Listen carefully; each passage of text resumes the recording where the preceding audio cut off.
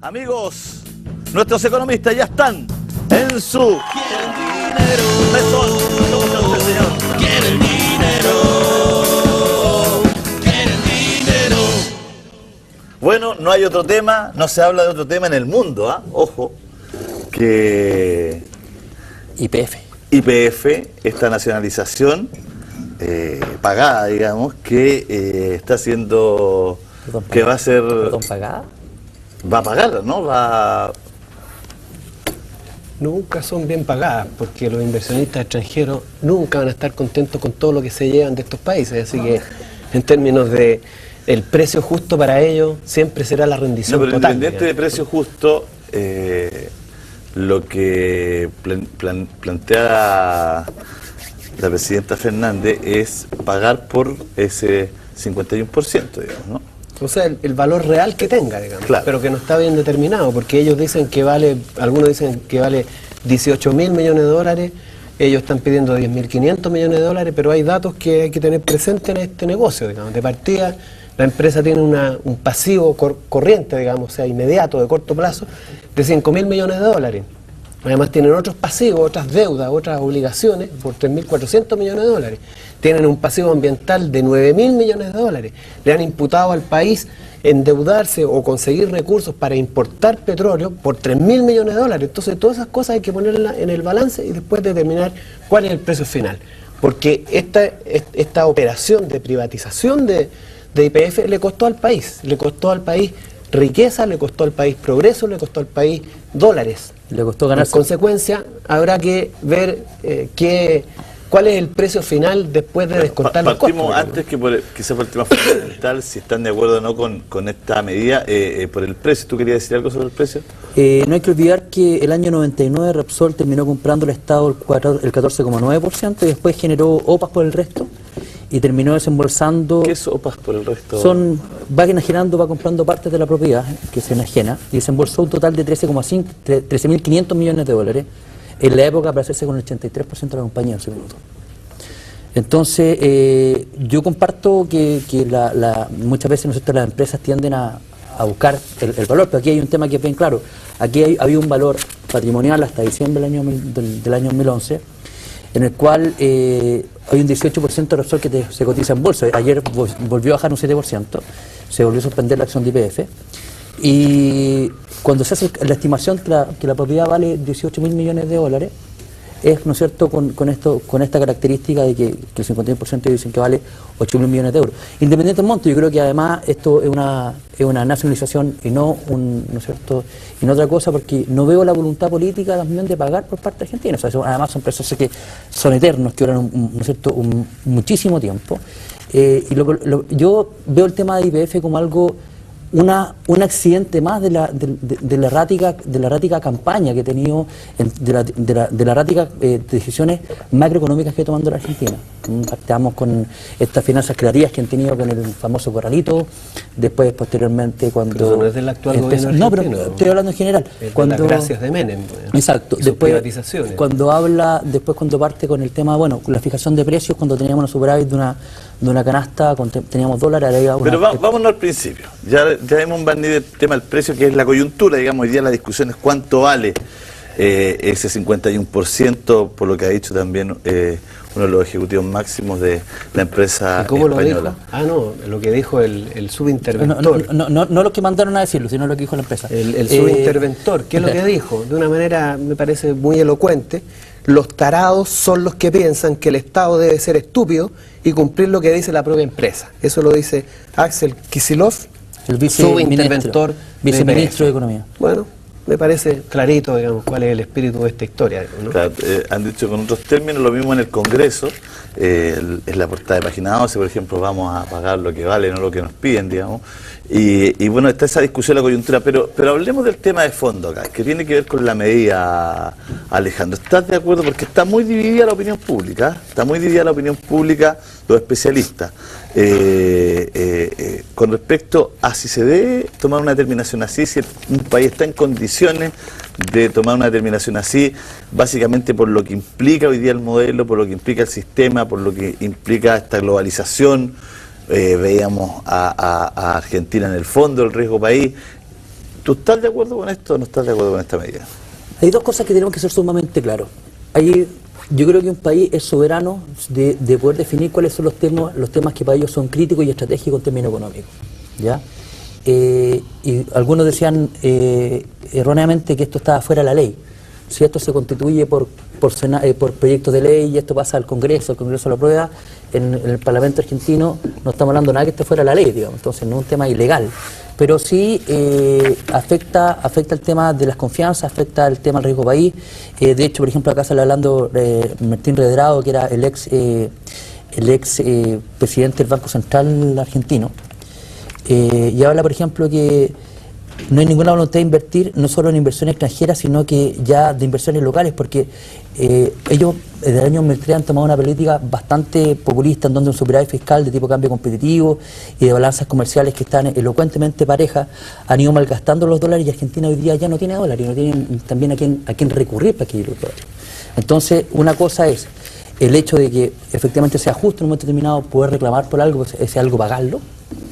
Y otra cosa, ¿no es cierto?, es el hecho de cómo se va a pagar, que es la segunda derivada, y lo que pasa acá con Argentina también es un tema de credibilidad. La gente, el inversor tanto local, argentino, como extranjero, no le cree mucho. Yo me topé el otro día en Mendoza con un amigo que dice, ya no sabemos qué hacer porque nos están cambiando las reglas de juego constantemente con respecto a las importaciones y con respecto a las exportaciones. O sea, de hecho hoy día los españoles, o sea, los argentinos tienen que pagar impuestos para poder exportar, por ejemplo. Entonces, porque hoy día la principal desesperación de la señora Cristina Fernández junto con su equipo es que no sigan fugándose los dólares. De hecho, hoy día para poder cambiar dólares en Argentina es sumamente complejo. Independiente de la decisión que se tome con Repsol y con YPF, es un ¿A cuánto está el dólar hoy día? Hoy día está a 4.33, 4.32 manejado por ellos, está fijado el precio. Se ha mantenido, digamos. Pero el informal ya está en 4.7. Entonces, cuando ya tú empiezas a ver que hay disociación entre lo formal y lo informal, es que esos problemas cuando están los precios muy regulados por los mercados. Se genera, no hay un punto de equilibrio, y yo entre venderte toda la carne al precio del mercado, prefiero decir que no hay, y después te la vendo por debajo a un precio que yo considero más justo. Entonces, esos son los problemas que van generando hasta excesos de regulación, porque además no se estimula la competencia, y obviamente en ese caso no se generan grandes diferencias. Bueno, pero a ojos de alguien que simpatiza con el modelo, digamos, esto es una aberración, digamos, de marca Mayar. Me imagino que usted, que no simpatiza con el modelo... no solo no simpatizo con el modelo, sino que lo considero trágicamente peligroso para el desarrollo de los pueblos. Que clarito, digamos. Ninguna simpatía. Claro. Ninguna. Sí, no siendo tan académico, digamos, ni tan dramático, me imagino que usted sí entiende la medida. Mira, lo que pasa es que aquí hay que tener presente dos cosas que a veces se mezclan y no deberían mezclarse. Una es el interés país, ¿no? ¿Qué es lo que le conviene a un país y qué es lo que le conviene a una empresa? No es lo mismo, ¿no? Hoy día el gobierno español, como corresponde, ¿no es cierto?, en manos de quien está, han dicho que esto es una afrenta no solo a Repsol, la empresa controladora de YPF, sino que al gobierno de España y a España, ¿no?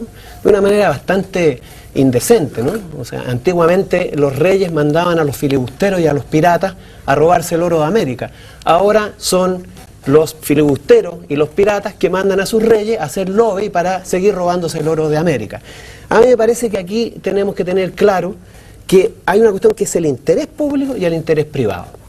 ¿Cuáles son los argumentos? Yo aquí tengo el decreto mediante el cual se hace esta operación por parte del gobierno de Argentina. Aquí los datos son contundentes, son dramáticamente contundentes. A pesar de que el gobierno de Argentina ha presionado a Repsol. No lo quiero cortar, no lo quiero cortar cuando estén en los datos, por eso vamos a ir a un corte, vamos a volver para que Marcel pueda hacer la exposición completa, sin una pausa entre medio. Alejandro tiene mucho que decir, síganme los buenos. Que no se nos olvide que quedamos con Marcel cuando nos iba a entregar los datos que entregó el gobierno argentino para tomar esta decisión. Sí, son los datos que muestran claramente cuál es la diferencia entre lo que es el interés privado de Repsol, digamos, la empresa multinacional que opera en Argentina controlando YPF, y el Estado y el país de Argentina, ¿no? ¿Qué es lo que se verifica acá? a pesar de que el gobierno argentino ha generado planes de apoyo para inducir a la empresa a que haga inversiones, las inversiones correspondientes, para que aumente la producción, la explotación, y la investigación. ¿qué es lo que se verifica? Una disminución progresiva de la importancia de YPF en la producción de hidrocarburos. En materia de petróleo, bajó la participación de YPF en la producción total del 42% el año 97 al 34% el 2011, 8 puntos porcentuales. En materia de gas, pasó de 35% al 23%. La falta de inversiones ha significado, entre otras cosas, que entre el 97 y el 2004 la producción de gas de la compañía aumentó un 33% entre el 2004 y el 2011 la producción pasó de aumentar entre el 97 y el 2004 de un 33% a una caída del 30%, estoy sobre enredado, pero el punto es el siguiente, entre el 97 y el 2004 la producción de gas sube un 33%, ¿ya? Y entre el 2004 y el 2011 baja un 38%. Esto por falta de inversiones. O sea, pasamos de una tasa de crecimiento de 33% a una tasa del 38%. Otros datos más. En materia de reservas de petróleo, entre el 2001 y el 2011, las reservas de petróleo bajaron en un 50%. Las reservas de gas en un 55%. Ahora, además de todo esto,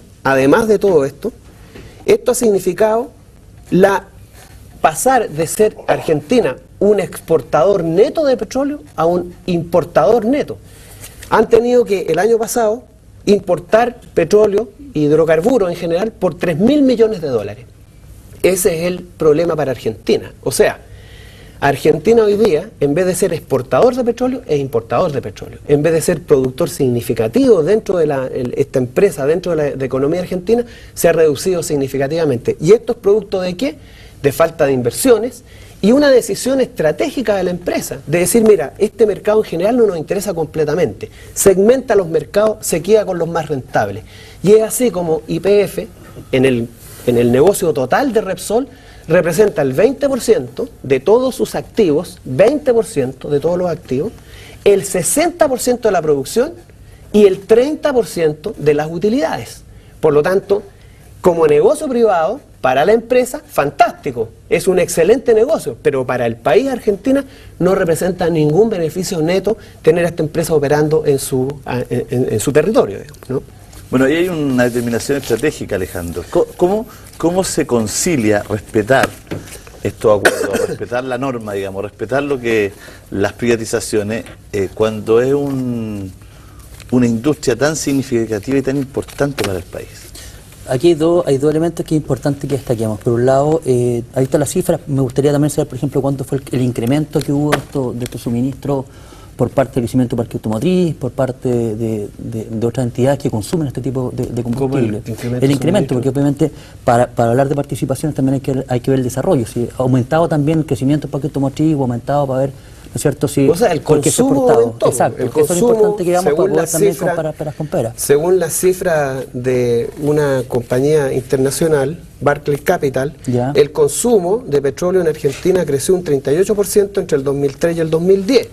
El de gas lo hizo en un 25%, pero la producción cayó 12% y la de gas en un 2,3% aumentó.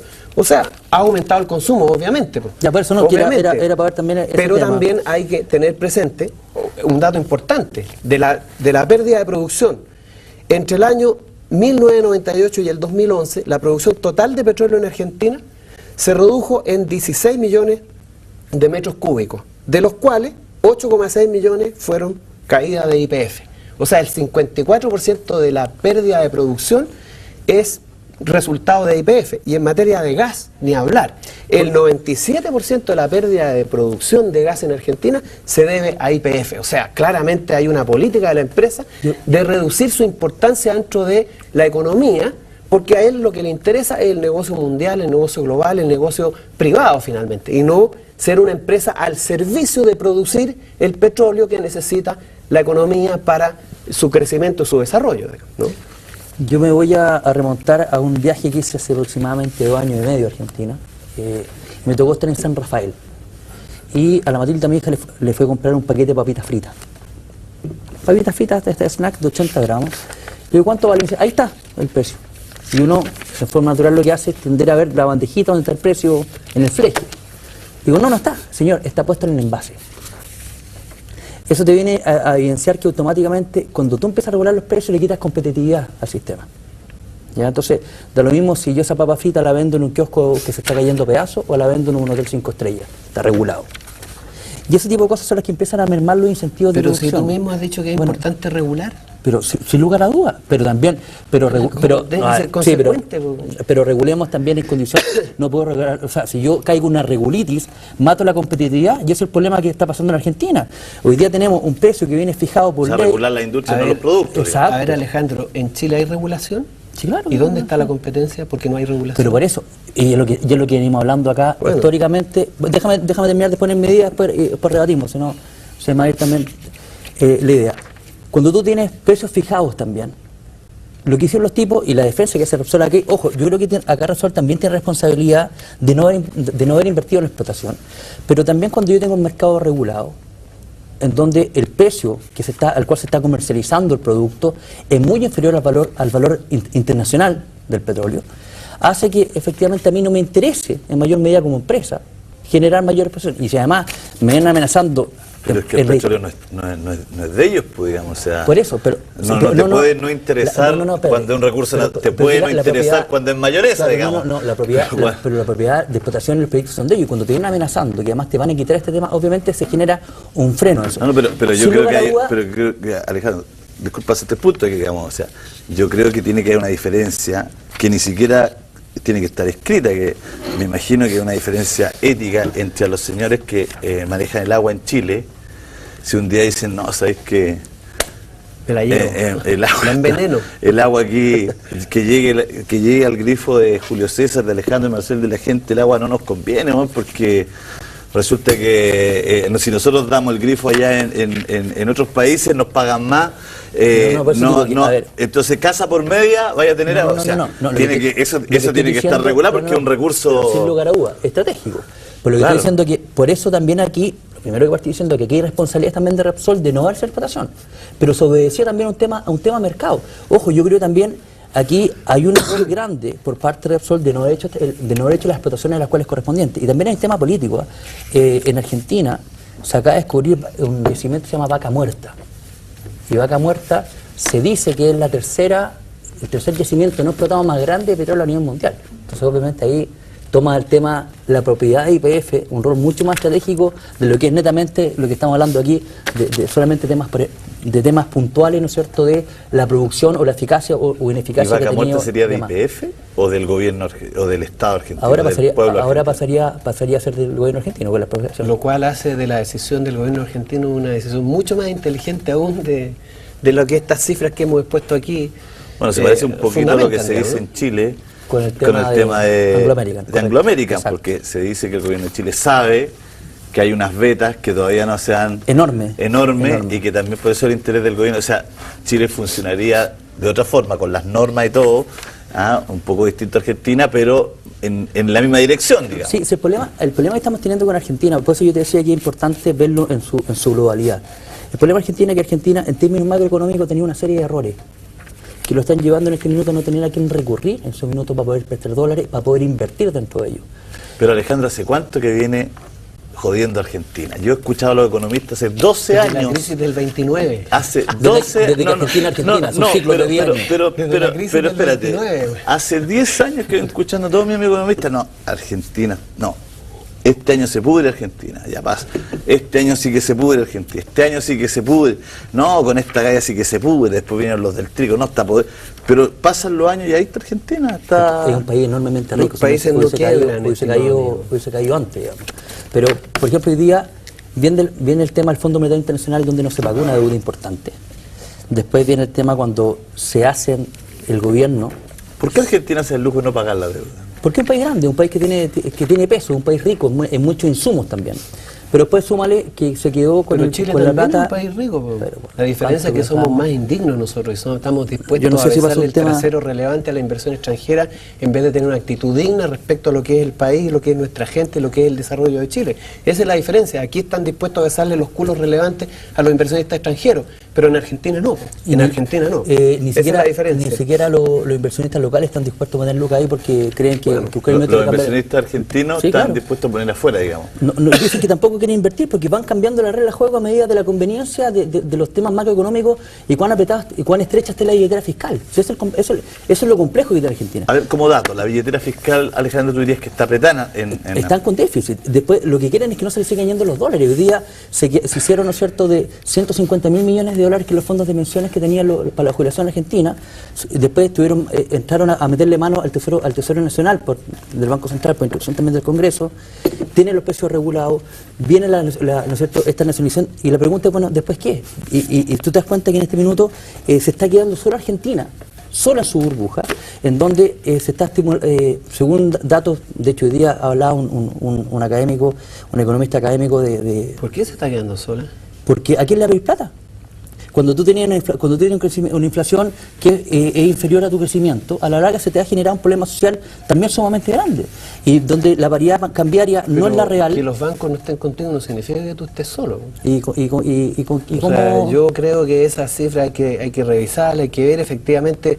La verdad es que para decir una cosa así yo haría un estudio más en profundidad. Ya, pero Marcel, pero en la práctica yo no he visto a nadie, ningún país que haya salido a decir qué grande, aparte Chávez, digamos, grande Argentina, cuenta con nosotros. Ni Evo Morales, Morales dijo no el he visto problema a nadie, entre- digamos, o sea, en la Bueno, práctica, digamos. pero en la práctica no tiene por qué acontecer eso. Tampoco nadie a nivel mundial ha salido a respaldar a España, salvo en España, que han hecho una escandalera gigantesca. Pero Las la autoridades, Comunidad ¿no? Europea, El Fondo Monetario el La Unión Europea Internacional, dijo, Hillary Clinton. la Unión Europea dijo, esto es un problema bilateral, ni siquiera quieren meterse, un problema bilateral. Y ni siquiera dijo que tenían atribuciones para involucrarse en este asunto. En realidad, si tú revisas la prensa mundial, nadie ha cuestionado en profundidad ni en detalle, solamente en España. Porque obviamente le robaron las joyas de la corona, le robaron entre comillas, porque en realidad nunca han sido de ellas estas joyas de la corona, ¿no? Lo que ocurre Pero pagaron en 13.900 España millones de dólares por ellas, ese es el tema. O sea, Bueno, piensa pero que son ¿cuánto han políticas, ganado? de acuerdo, son políticas ¿Cuánto han que ganado? Han recuperado 2 veces la son inversión. políticas, pero sí, cuando yo entro a un Entonces, ¿qué negocio, más quiere? cuando yo entro a un negocio me entregan un proyecto de largo aliento, o sea, aquí tú estás haciendo una generación, o sea, de Bueno, hecho, por pero ejemplo, mira, el país trasandino hoy día, acordemos una cosa. el poder argentino se consolida como el tercer país con mayor riesgo del mundo, después de Portugal y Grecia. ¿Por qué? Porque efectivamente ¿Y qué son países europeos? ¿Y España cómo está? Es tan volátil, está subiendo, Está pero subiendo. es tan volátil que la gente dice, yo no Pero hoy día, no si es amigable usted para la como inversión. economista, ¿qué diría? ¿Quién está mejor económicamente, Argentina o España? España. Mejor España con sí. un 25% de esa En sociedad y 50% de los jóvenes. En términos macroeconómicos, Que estamos nadie en les España. compra la por lo menos, deuda Se soberana. la acaban de comprar Se hoy la día, de arreglan, hecho subió fuertemente la pero hoy día porque- tienen que pagar pero- intereses que pero no lógico. pueden ni siquiera hacer frente. Bueno, pero es mejor decir que es mejor pararse si no, yo no pago. España hoy día no está en condiciones de decir en términos económicos que está mejor que Argentina. O sea, en términos de tasa de crecimiento, de empleo y de muchas variables de distinta naturaleza, España está bastante complicada. No solamente España, prácticamente toda Europa. Pero hablemos de la ciudadanía, digamos. ¿Qué tiene mejor pasar, un ciudadano español o argentino? Porque esto de las cifras, Además, con respeto, digamos, porque Con respeto a las Pero- cifras. porque pero ustedes los mismos me han las dicho cifras. eso, que Pero los llevemos siglos- los dos a la cosa, a lo real, digamos. Claro, pero tú te das cuenta que en Argentina son ciclos. O sea, a mí me tocó ver una persona de... Pero hoy día, te pregunto hoy día, porque hoy día leí una columna de un diario argentino, decía, que trataba de decir que un tipo que no se explicaba por qué el gobierno español había tenido esta reacción si ni siquiera los capitales mayores de esta empresa son españoles, digamos. Es de partida. Ni siquiera una empresa De que partida. podrían decir española, digamos. Pero decía, entonces yo como español, decía este tipo, siento que a mí no me representa ni el gobierno ni esta empresa, porque más encima esta empresa lo que gana se va para otros países, no se queda ni en España. Porque tributa muy poco, tributa como el 26%. No tributa nada en España, y además los capitales ni siquiera son de españoles. No, son fondos de inversión. Son fondos de inversión. Entonces, ¿cómo te explicas tú la actitud del gobierno español? Bueno, es que son señales, digamos. Son señales, son otras cosas, claro. Señales. ¿Cómo te explicas porque, tú porque hacer en el propia esta afrenta? Porque en el fondo ellos están hablando por Lapsol, por Porque Telefónica, sabe, por pero no solamente Santander, eso, por BBVA y una por serie todo, de y la digamos. falta de seriedad también de países como España no es menor, ¿no? Ellos siempre se postulan como los grandes, modernos, como los hombres absolutamente serios, pero se dan el lujo de tener un rey que anda matando elefantes en África, ¿no? Pero no solamente eso, además tiene la hipocresía de ser el presidente de una organización ecologista internacional, WWF, esa la del osito panda. Entonces, con esa estatura, ¿no?, política, con esa estatura moral, vienen los señores españoles a decirnos nosotros que estamos haciendo las cosas mal. A mí me parece que primero tienen que remojarse las barbas y tienen que revisar su propia historia y cómo ellos hacen las cosas para después venir a dar lecciones de modernidad, de racionalidad en el mundo. Pero aquí hay algo que es concreto y que es claro. Y más allá de defenderlo, hay hechos. El hecho es que se toma una medida en Argentina que es muy antipopular para el resto del mundo. Para el resto del mundo, digamos. ¿Popular? ¿Por qué antipopular? No, Anti-inversionista extranjero. para el resto del mundo antipopular. Sí, pero pero todo el mundo, porque la ha repudiado, toda la comunidad internacional la ha repudiado. Pero la experiencia internacional no representa al mundo popular del mundo, pues habría que hacer una encuesta. No, claro, pero te digo que hablemos de quienes toman decisiones. La prensa lo diga. Hablemos de quienes toman decisiones. Hablemos de quienes toman decisiones. Ha sido muy, vamos a partir de no, es muy antipopular para las élites, para la gente que toma decisiones, para la gente que controla el modelo. Pero es un contrasentido. Para las inversiones, digamos. Claro, ha sido muy antipopular por eso. Pero uno siente, Alejandro, que es muy popular en los ciudadanos de Latinoamérica. Sí, claro. Es un fenómeno que está hecho creciente en Brasil, en Argentina. Yo abrí micrófono en radio y oído ayer. ¿Qué opinaba la gente de esto? Tiene que haber sido 95-5. 95% a favor de la medida argentina y 5% a favor en contra de que esta medida, y todos con ese 5% diciendo porque se va a quedar sola Argentina, no, ni siquiera cuestionando tanto la medida. Pero hay también un sentir de la gente, ¿no?, del ciudadano, que quizás hace 15 años, 10 años, si estuviese pasado, hubiese sido un escándalo, claro. Pero la gente como que siente que los países deben ser soberanos de estas decisiones. Entonces, fue lo primero que dije, hagamos esa división. Que yo sí los quiero hacer, llevar digamos, a ese punto. ¿Qué pasa cuando Argentina pone sobre la mesa una decisión soberana? No una decisión económica, ni una decisión para matar el modelo. Porque Argentina de pasado mañana no va a ser la República Comunista de Argentina, digamos, ni mucho menos. O sea, Argentina dice, oye, aquí quiero poner un tema sobre la mesa, el petróleo es nuestro, se los pasamos a estos gallos, pero estos gallos no invierten, estos gallos no investigan, estos gallos no estudian, estos gallos han sacado menos petróleo, producen menos, estamos comprando petróleo afuera, vamos a tomar una decisión de no quitárselo, sino hay que pagárselo, porque es también un tema, aunque está en discusión el precio, pero hay un animus. Sí, claro. Porque usted sabe que en otros lados se lo hubiesen quitado, digamos, pero acá... Más arriba, digamos. Claro, entonces, acá... Entonces, sí, claro. Por eso te digo, entonces, o sea, ¿en qué medida Argentina pone en la mesa, y eso es lo que les quiero plantear a ustedes, básicamente como economista y analista, pone en la mesa una nueva forma de pararse frente a la economía mundial y de decir, oye, aquí está muy bien el modelo, pero aquí hay un tema en que el país, la soberanía, hay que ajustarlo. Hay que ajustarlo. De hecho, que ahí es donde está la segunda gran discusión que los quiero llevar, la forma, digamos. Exacto, de hecho se hizo una encuesta que 3 de cada 4 argentinos está a favor de la 75% de la nacionalización, sí, claro. Sí, el tema es la forma, sí, fue lo primero que te dije, o sea, el hecho de que las decisiones que toma un país con respecto a lo que él considera estratégico y tome control de eso es una cosa, y otra cosa después es cómo yo pago el concepto de eso. Sí, cómo se pero la pregunta era, pone Argentina consciente o inconscientemente, una nueva forma de No, yo creo que no, plantearse frente a la economía mundial. Porque si así lo hizo Venezuela hace 2 años atrás. No, porque Venezuela lo hizo de una manera distinta. Y lo hizo... Por eso te lo estoy partiendo en la mesa. O sea, yo creo que es lo mismo. No es lo mismo porque... Vamos a terminar en cosas muy similares con el tema no del es pago. lo mismo... Por el pago, efecto. No es lo mismo hacer una operación como la que hizo Chávez que hacer una operación que hace Cristina Fernández, que lo hace en la mesa, haciendo discursos en la avenida, digamos, frente a un país soberano que quiere, frente a un Congreso que puede no aprobar esta medida, digamos, pero por eso te digo, pero frente a un Congreso, ¿no es cierto? Frente a un Congreso soberano, digamos. También Chávez lo hizo frente a un Sí, pero es Congreso. que Y también lo hizo no tiene, en el brazo ciudadano, hablándole a todo el mundo. ¿Tú estás comparando el gobierno argentino y el gobierno venezolano? Yo te estoy diciendo que si el tema de poner el tema de los recursos estratégicos arriba de la mesa lo puso Venezuela. Porque yo creo que sí. Eso que te estoy diciendo yo. Yo creo que si esto, lo puso Cuba antes y lo han puesto otros países en otros lados. No, pero estamos hablando dentro de esta década. Es que allá voy yo, por eso no quiero que lo mezcles con ni Venezuela ni con nadie, porque la pregunta es, como para avanzar, digamos, como para no satanizar esto ni decir puta los comunistas o los fachos, no, sino para hacer una conversación con la misma gente que es protagonista hoy día que maneja el modelo, digo. O sea, no pone a Argentina consciente y conscientemente una forma nueva de decir, oye, este es el modelo, pero el modelo tiene límite. Puede ser.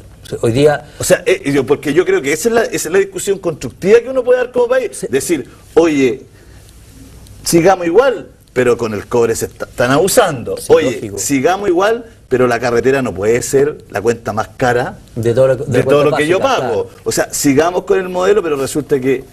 o sea, a lo que me refiero, no pone en la mesa una forma de decir, oye, por muy protocolos que hay internacionales, por muchas cositas que hay, aunque estemos todos de acuerdo, acá tenemos un problema de nación. Lo que pasa es que yo creo que en las dudas al modelo y la falta de regulación del modelo que hemos vivido muchos países latinoamericanos, lo hemos conversado también con la antelación, o no Marcela acá, que es la falta de regulación en muchos temas. Y obviamente, a lo mejor puede ser que esto marque un precedente mucho más fuerte. Es que yo, Alejandro, quiero meter en el tema porque yo creo que esa es la discusión que viene.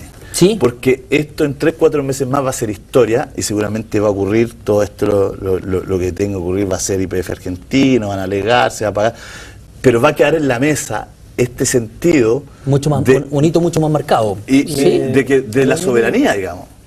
Mira, yo creo que tú, o sea, a lo que apunta tu reflexión es que, bueno, en realidad es distinto que lo haga Chávez, que lo haga Morales, que lo haga Correa, aunque Correa quizás es un poco más parecido a lo de la Cristina Kirchner, ¿no?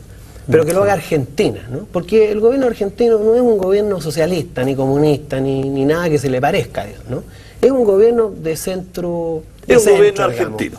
Un gobierno argentino, pero digamos que una política muy particular. Elegido para argentinos con medida económica argentina. No podríamos catalogar al gobierno argentino ni a la Cristina Kirchner como un gobierno de izquierda, no lo es, ¿no?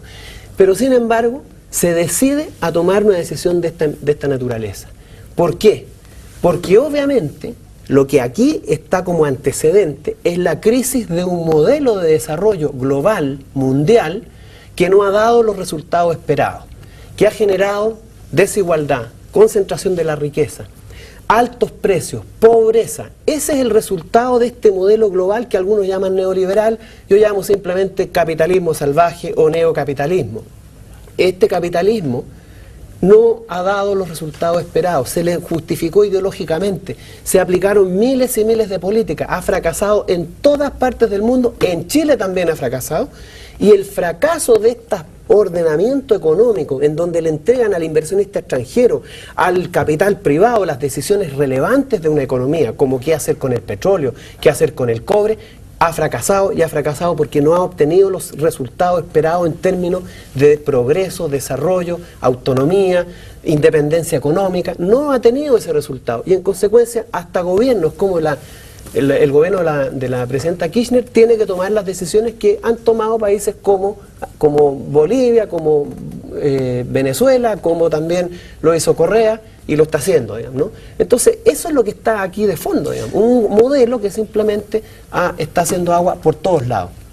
A mí, cuando uno ve modelos con un corte más social, por poner algún adjetivo, uno dice, bueno, este Big Bang que se generó después de la nacionalizar los hidrocarburos por Bolivia, por Venezuela, dice, bueno, ¿han mejorado los indicadores? No.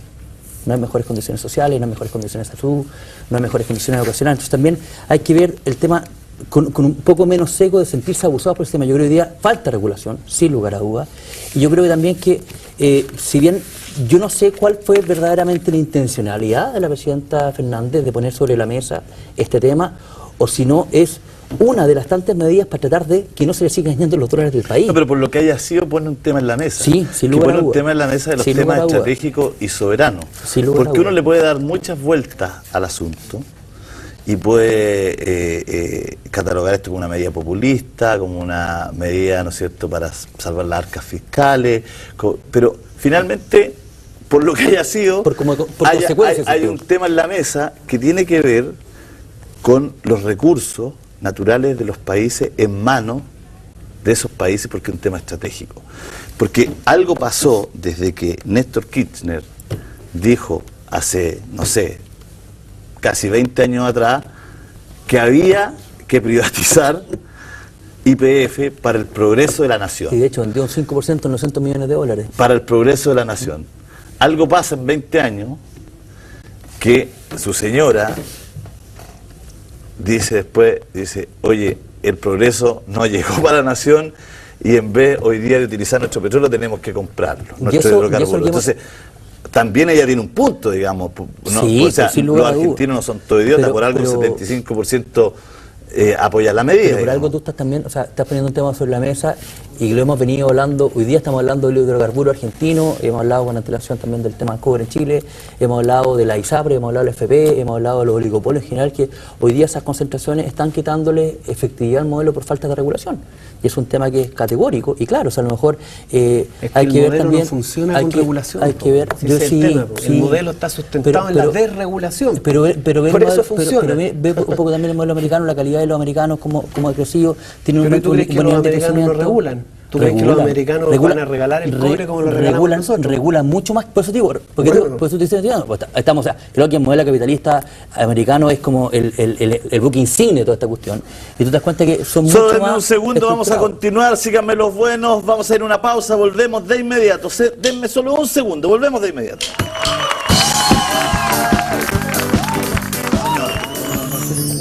Bueno, les quiero pedir esta impresión pitoniza, digamos, que uno siempre pide, que a lo mejor es... Déjame terminar de redondear la idea. Lo que yo te decía, que el modelo está carente de regulación, de hecho tú lo ves, pero el modelo sí ha funcionado, por ejemplo, en Estados Unidos, cuando tú ves que está teniendo un buen nivel de crecimiento, la calidad de las personas es buena, pero sí, efectivamente, como decía Marcel, está mucho más regulado. Pero no sé si yo vivo en otro planeta, pero hace un par de años Estados Unidos era un desastre, digamos. Pero este año, pues, igual tiene una deuda equivalente. No, pero, o sea igual... Pero tú dices, vámonos a la chica, la calidad de vida de las personas es buenísima.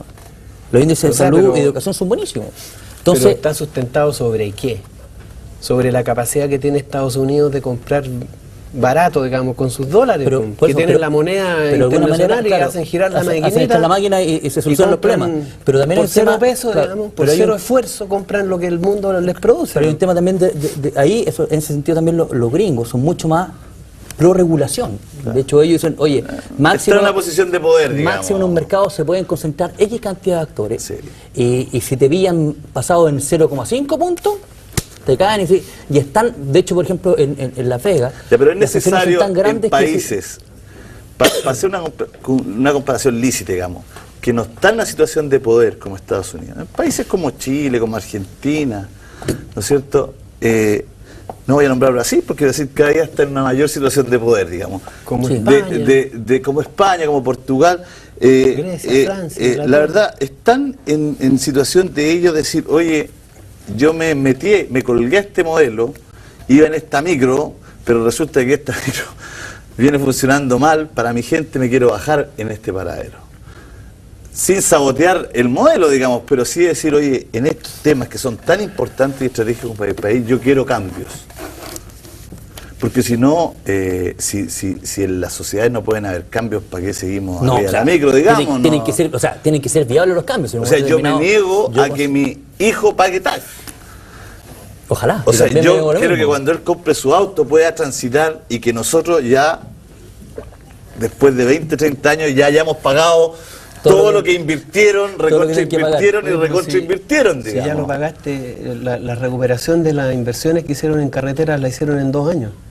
Ahora lo que uno va a hacer es ganar, y siguen ganando. Los contratos están regulados, están todos atados. Pero por eso te digo, espero que se produzca un cambio. Pero lógico que hay que modificarlo y un poco lo que hemos venido hablando reiteradamente en este programa, que es necesario generarle modificación al sistema, que el mercado tiene que cambiar porque también las sociedades van cambiando. No nos olvidemos que, nuevamente, la economía es una ciencia social, y esta ciencia social está hecha por personas y para personas. Entonces, obviamente tenemos que ir acorde con las características que está teniendo las sociedades de hoy y modificar y ir ajustando las cosas. Y lo que tenemos que ver acá es que los estados también se preocupen de promover el bien común. El tema que, lo que nos convocaba acá con el tema de Argentina es que si efectivamente estas medidas hoy día van a ser bien para Argentina hoy y hambre para mañana. Le juega en contra, Marcelo, queramos o no, digamos, en la situación que estemos, es que es poco desprolijo. Absolutamente. La situación siempre es media desprolija, le juega en contra, digamos. O sea, con un vicepresidente ya acusado de corrupción, pero y varios los que están metidos ahí. Varios brutal, o sea, hay ahí un tema que genera suspicacia, pero no el fondo, digamos. Por eso quiero poner el tema del fondo. Pero mira, el tema de la corrupción no es monopolio argentino. Nosotros en Chile tenemos gobiernos corruptos. Desde el gobierno militar o la dictadura militar, pasando por Elwin, Frey, Lago, el gobierno de Peña, son gobiernos corruptos. Aquí opera la corrupción y nadie se da cuenta porque incluso mucha corrupción es legal. Por lo tanto, el tema de la corrupción no es monopolio de Argentina. Nosotros también tenemos ese problema. La cuestión de fondo acá es que uno tiene que preguntarse si tú nacionalizas los recursos, como es la dirección en que van a tener que encaminarse los países de América Latina, si quieren realmente recuperar el derecho a progresar para sus propios pueblos y no para los pueblos extranjeros, no para las inversiones extranjeras. Ese es un camino en el que vamos a andar de todas maneras, tarde o temprano vamos en esa dirección y vamos a avanzar a la recuperación de los recursos naturales para el desarrollo de América Latina. Si vas en esa dirección, si regulas los precios, si le pones cota a la ganancia de la banca, si modificas el sistema de pensiones y tienes un sistema más solidario, si eliminas este negocio descarado de la ISAPRE y pones un sistema público, entonces ya no es el mismo modelo, ya no es el mismo país que ha sido ordenado básicamente y en función única y exclusivamente del lucro de la empresa, porque ese es el modelo que opera hoy día. Y que Chile es el modelo por excelencia. El lucro de la empresa, el beneficio social, el beneficio de las personas no importa nada, les importa absolutamente un pito. Eso es lo que pasa, ¿no? Entonces, cuando vamos en esa otra dirección, ¿estamos en el modelo? No estamos en el modelo, estamos en otra dirección, en otro camino. Y eso es lo que tiene que acontecer. Lamentablemente en Chile vamos a llegar tarde a eso. Vamos a perder muchas oportunidades de desarrollo, porque este país tiene una característica muy grave, muy preocupante, que acepta demasiado, es demasiado tolerante al abuso, y mientras sea tolerante al abuso, entonces vamos a seguir tolerando por muchos años más lo que está aconteciendo, y que no es el caso de otros países en América Latina para beneficio de sus pueblos. Alejandro, ¿cómo ve usted Argentina de cada vez más? ¿Cómo es su situación en el mundo? Yo lo veo complicado, pues te decía que se está quedando, como dice un poco también Marcel, está quedando fuera del sistema. Entonces, por ende, como están cambiando las reglas, ni los inversionistas locales ni los inversionistas extranjeros se atreven a meter lucas porque me pueden cambiar las condiciones. Muchas gracias. Alejandro Marcel, en nuestra sección, nuestra columna de economía de todos los miércoles que nos pilló con mucha coyuntura, hay una sorpresa. Nosotros hemos conversado con el mismo.